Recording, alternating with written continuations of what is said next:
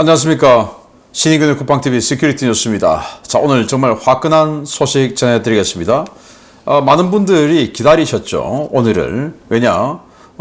미국 현지 시각 6월 26일 미국 최중심부에서 우리 대한민국 대선 선거 부정에 대한 공식 조사 발표가 있을 것이다 라고 예고를 했고, 그 이전에 계속 FBI에서 중국이 개입한 미국 대선 등등 이런 수사 또 의회 보고 이런 것들이 계속 이어져 나왔기 때문에 이게 뭔가 하나로 묶일 가능성이 아주 높아졌죠. 그래서 정말 충격적인 내용까지 더해져서 폭로가 되었는데 차마 입에 담을 수 없는 내용까지 나왔어요.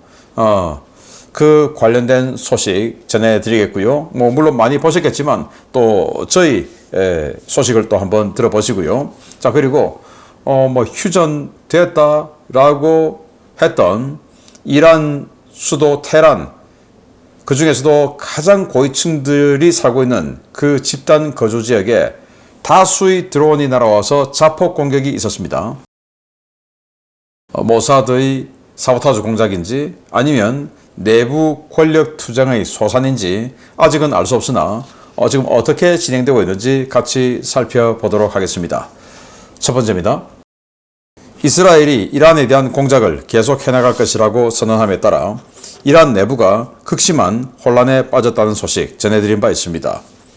오늘 새벽 테헤란에서 이란 이슬람 혁명수비대 고위 장성과 핵과학자들에 대한 드론 공습이 감행됐다는 소식입니다. 이스라엘과 이란이 휴전을 발표하고 물리적 충돌이 공식적으로 종료된 지 사흘째 되는 6월 27일 새벽 테헤란 중심부에서 여러 차례의 폭발이 식별되었으며 해당 폭발은 소형 드론에 의한 사보타주 공작으로 보인다고 현지 오신트 소식통들이 긴급 타전했습니다. 이들은 26일 밤부터 27일 새벽 사이 몇 시간에 걸쳐 테헤란 곳곳에서 폭발이 있었다라며 테헤란 파르마니에 지구에 있는 고급 아파트에 드론이 날아들었으며 그 아파트에 살고 있는 혁명수비대 고위 간부들과 핵과학자들이 표적이었던 것으로 보인다 라고 전했습니다. 파르마니의 지구는 테헤란 지역에서도 가장 호화로운 빌라와 아파트가 밀집한 부촌으로 주로 혁명수비대나 정부 고위 관료들이 사는 곳인데요. 드론 공격은 이 지역의 고급 아파트 몇 개소를 대상으로 이루어졌습니다. 문제는 이 공격이 이란 외부에서 날아온 드론이 아니라 근거리에서 발진한 소형 드론에 의한 것이었다는 점인데요. 소식통들은 이 공격이 지난 6월 24일 모사드 국장이 이란에서의 공작을 계속할 것이라고 선언한 뒤 이루어진 점에 주목하고 있습니다. 또 다른 소식통들은 여러 차례의 공격이 있었고 사상자가 나온 것으로 보이지만 지금까지 그 누구도 자신들이 이 공격의 주체라고 밝히지 않고 있다라며 이번 공격은 이스라엘이 아니라 이란 내부의 권력 투쟁 과정에서 발생한 것일 수도 있다라는 평가도 내놓았습니다. 실제로 뉴욕타임즈는 현지 시각 6월 25일자 이란 정부 관계자들을 인용한 보도에서 강경파와 온건파 사이의 권력 투쟁이 심화되고 있다고 전한 바 있는데요. 이스라엘과 이란의 싸움 이제 2라운드가 시작된 것 같습니다. 네, 테헤란 고위급 인사들이 주로 거주하는 지역에 드론 공격이 여기저기 날아들었다. 자, 이란 혼란이 격화되고 있습니다. 자, 어느 지역인가 하면 테헤란에서 북동부 지역에 있는 이 파마니에 에비뉴라고 하는 곳인데 이 지역이 아주 부촌이랍니다. 부촌이라고 하는 것은 이런 독재 국가들은 원래 권력자들이 돈이 많죠. 그래서 권력자들이 많이 살고 있는 곳이다. 그리고 핵과학자도 많이 살고 있고요. 자, 이런 지역에 여러 곳에서 드론 공격이 들어와서 여기저기 빵빵 터졌다라는 건데, 자, 여기 보시면 동영상 보시겠습니다. 어느 한 집만 지금 핀포인트 타격을 한 거죠. 한 집에서만 지금 불길이 오르고 있는 것입니다. 전체적으로 그냥 미사일 또는 대형이 그냥 날아와서 꽝 한 게 아니라 소형 드론이 딱 날아와서 한 집만 공격한 거예요. 네, 그런 것으로 봐서 소형 드론이기 때문에 이스라엘에서 1500km 밖에서 날린 게 아니라 그냥 이 동네에서 한 겁니다. 그렇게 지금 판단을 하고 있고, 자, 그러면 이게 도대체 누구냐라는 겁니다. 모사드의 작전일까? 모사드 국장이 지금 아직도 이란에 테헤란에 많은 요원들이 아직도 있다. 우리는 작전 계속한다 라고 말을 했지 않습니까? 그 말을 듣고 또 이란군 중에서 최고위급 부사령관급들 한 20여 명이 모사드의 협박 전화를 다 받았고, 그 중에 몇 명이 이 전향을 했을지는 알 수 없으나 그 전화를 받았다라는 것만으로도 뭔가 의심을 받을 수 있는, 또 전화 받고 쟤는 모사드에 협조하기로 약속했을까? 이렇게 의심이 되겠죠. 그럼 또 누가 전화 받았을까? 의심이 되겠죠. 나는 아닌데 그럼 너냐? 이렇게 되겠죠. 이런 서로 간의 불신을 확 피워올리게 하는 반관계를 진행하고 있는 이 모사드가 그 모사드의 협조에 반하는 사람들을 제거한 것인가? 아니면 이란 내부 권력 투쟁으로 지금 온건파와 협상파, 그러니까 페제키시안 대통령을 중심으로 한 협상파, 그리고 군부 강경파 플러스 종교 지도자들이 중심이 된 강경파가 있죠. 여기에서 서로 간에 지금 권력 투쟁일까? 아직은 알 수 없으나, 어떻게 되든지 간에 하메네이, 그리고 권력 투쟁 당사자들, 또 쌍방 전부 다 굉장히 불안할 것이다. 이 하메네이의 반대편에 서 있는 사람들은 갑자기 언제 숙청이 들어올지 모르니까 불안할 것이고, 하메네이 그리고 하메네이 측에 있는 사람들은 언제 공격이 들어올지 모르니까 불안할 것이고, 자, 이런 상황이 계속되는 잠 못 드는 테란의 밤이다 라는 소식을 드렸고, 두 번째 우리 소식입니다. 미국 워싱턴 DC 시각으로 6월 26일 오전 11시 한국 시간으로는 오늘 새벽에 내셔널 프레스 클럽에서 국제선거감시단의 6.3 대선 감시 결과에 대한 기자회견이 있었습니다. 감시단은 이번 대선에서 조직적이고 광범위한 부정이 있었다면서 국제적인 조사와 재선을 요구하고 나섰습니다. 고든창 변호사와 모스탄 전 대사 등 트럼프 대통령과 가까운 미국 CPEC 인사들을 주축으로 구성된 국제선거감시단 IEMT가 워싱턴에서 기자회견을 갖고 지난 6월 3일 대선 감시 과정에서 확인된 부정행위들을 폭로했습니다. 이날 기자회견에서는 고든창 변호사, 모스탄 전 국제형사사법대사, 미 국방부 사이버 보안 담당 장교였던 존 밀스 퇴역 육군 대령, 그랜트 뉴섬 퇴역 해병대 대령, 랜드 연구소 연구원이었던 브래들리 세이어 교수 등 미국 측 인사와 민경욱 전 의원, 박주현 변호사 등 한국 측 인사들이 참가했습니다. 이날 IEMT 단장으로 한국에 왔던 모스탄 대사는 한국에서 10일간 현장 조사와 데이터 분석을 한 결과 사전투표 결과와 본투표 결과가 완전히 반대로 나왔다라며 모든 선거구에서 특정 후보가 사전투표에서만 승리하고 본투표에서 패배하는 패턴은 통계적으로 매우 희박하며 이것은 동전 253개를 동시에 던져서 모두 앞면이 나올 확률이라고 지적했습니다. 모스탄 대사는 현장에서는 CCTV가 차단되고 접히지 않은 투표지가 있었으며 투표관리관 도장 대신 인쇄된 도장이 있는 투표지, 특정 후보에게만 기표된 투표용지가 연속으로 나오는 등 부정행위가 다수 발견되었으며 재외선거에서는 특정 후보가 99% 이상 득표를 한 사례가 발견되었고 우편 투표용지의 경로와 시간, 바코드 불일치 등 위조 사례가 대거 적발되었다라고 밝혔습니다.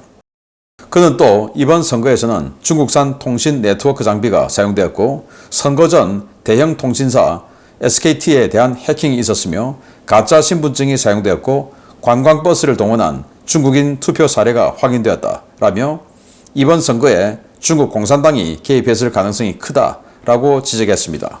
고든창 변호사는 이번 선거는 도둑맞은 선거라고 평했고 그랜트 뉴섬 대령은 더 이상 한국을 자유민주주의 국가로 볼 수 없다라고 지적했는데요. 감시단은 미 의회와 국제사회에 한국 대선에 대한 조사 결과를 공유하고 선거 개입 세력에 대한 국제적인 제재와 재선거 실시 압박에 나설 것을 천명했습니다. 현재 미국은 트럼프 대통령의 지시에 따라 법무부와 FBI가 지난 2020년 대선에서의 중국 공산당 개입과 미국 내에서 이루어진 부정행위에 대한 조사를 진행 중이고 미 의회에서도 자료를 받아 이에 대한 조사를 벌이고 있는데요. 이번 기자회견이 트럼프 행정부의 대한국 정책에 어떤 영향을 미치게 될지 지켜봐야겠습니다. 네. 자, 이런 자리에서 했습니다.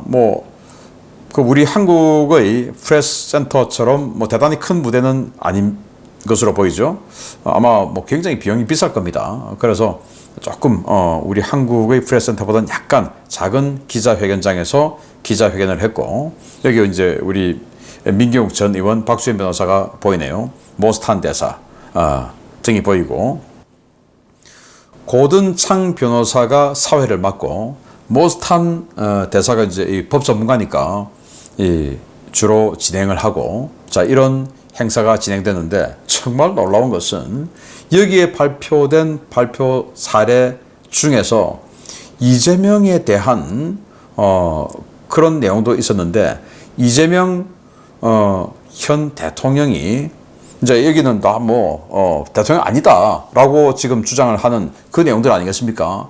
그러면서 그를 인격적으로 이런 사람이 무슨 대통령이냐 하는 차원에서, 제가 차마 입으로 전체를 말씀드리긴 곤란합니다만은, 그 안동역에서 중학교 때 했던 어떤 모종의 사건 의혹이 있죠. 그로 인해서 중학교를 제대로 다닐 수 없는 그런 법적 상황이 되어서 여차저차해서 그래서 소년공까지 이렇게 이야기가 펼쳐지는 그 스토리의 첫 사건, 그것도 지금 나왔어요.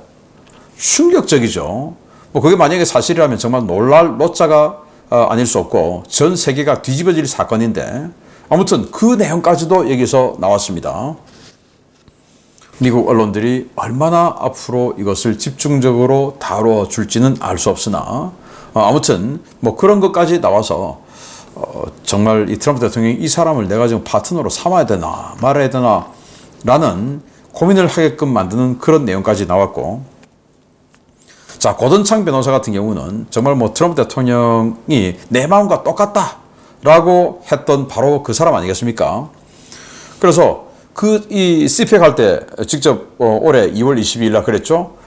전적으로 그의 생각과 나는 똑같다라고 말했던 바로 그 고든창이 전체적으로 사회를 보고 이제 이러저러한 사례들이 나왔는데, 뭐 우리가 다 알고 있던 내용들 중에, 자, 이거 보면 저기 이제 투표지가 접혀 있어요. 근데 여러 개가 같이 접혀 있어요. 아니, 1인당 투표를 하나씩 해서 하나의 종이를 접어서 투표함에 집어넣는데 어떻게 이렇게 똑같이 마치 이 여러 장을 한꺼번에 접은 것처럼, 그러지 않으면 저 자세가 투표함 내에서 종이가 뭐 발이 당겨서 야 너희들 나하고 뭉쳐서 우리 좀 부피를 좀 줄이자 이렇게 해가지고는 안 되잖아. 야 너 내 속으로 들어와, 너 내 속으로 들어와, 우리 잡자 찹찹.